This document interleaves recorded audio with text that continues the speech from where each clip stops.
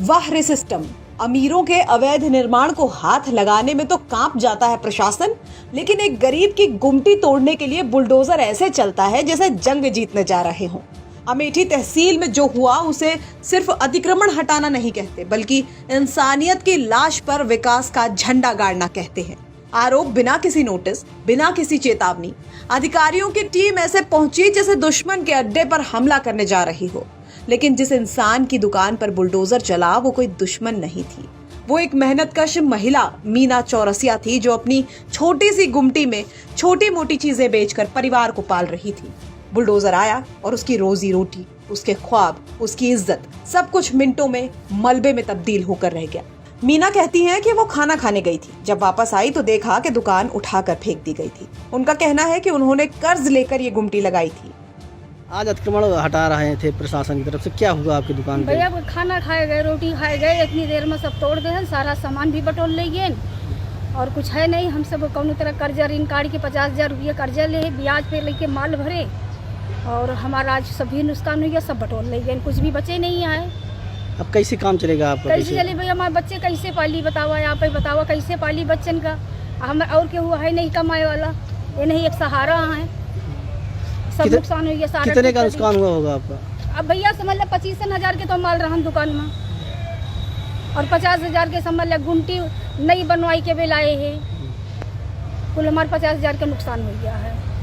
तो कोई सूचना दी गई थी पहले आप लोगों को? नहीं बताया? नहीं भैया कोई नहीं, खाली 5 मिनट खाली रोटी खाएगा और घर पे कोई आए नहीं रोटी लावे वाला। और कोई है कमाने वाला? नहीं भैया कोई नहीं। अबे सब बच्चे छोटवा रहा है, सब पढ़ा लिखा कहाँ है। कैसे काम चलेगा आपका? कैसे काम चले भैया, अब यही मदद दिलावा अब आप किसी से। वहीं सलमान नाम के एक और दुकानदार का कहना है कि ना कोई नोटिस मिला, न मौका, उल्टा गालियां दी गई। क्या हम जानवर हैं? कोई सूचना नहीं, कोई जानकारी नहीं। अगर कोई जानकारी होती तो हम लोग खुद ही हटा लेते।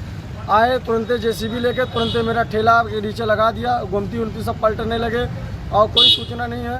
गाली देने लगे, हटाओ भोसड़ी, ये करो वो करो, नहीं तुम्हें मारेंगे, गिरा के चप्पल से लाओ, चप्पल मारते हैं। अभी टाउन एरिया के अधिकारी हैं, काले काले शर्ट पहने हैं, गाली दे रहे हैं, कह रहे हैं कि माता चोट हटाओ नहीं तुम्हें मार देंगे, ये कर देंगे तुम्हें। अब गरीब आदमी सब बचपने से दुकान में हमारे आगे पीछे कमैया, हमारे मातारी बाप की तबीयत खराब रहा थे। अब भाई लखनऊ से भाई ने क्या दफा दवाई लेके चला था, क्या करब हम सब कमा अपने तो अपने मातारी बाप को कैसे पाला? दुकान बंद हो गई है, कैसे काम चलेगा आपका? अब फिर दुकान भाई लेके लाइन, फिर गाली दे, कहा भोसड़ी हटा लो दुकान, नहीं तुमको बहुत मारेंगे, ले चलेंगे कोतवाली बंद करवा देंगे तुमको। तो कौन डांट रहा है आपको? तहसील के हैं, टाउन में रहते हैं, अधिकारी हैं, अब नाम तो नहीं जानते हम। हमारा 10,000 रुपये फल भी नाली में चला गया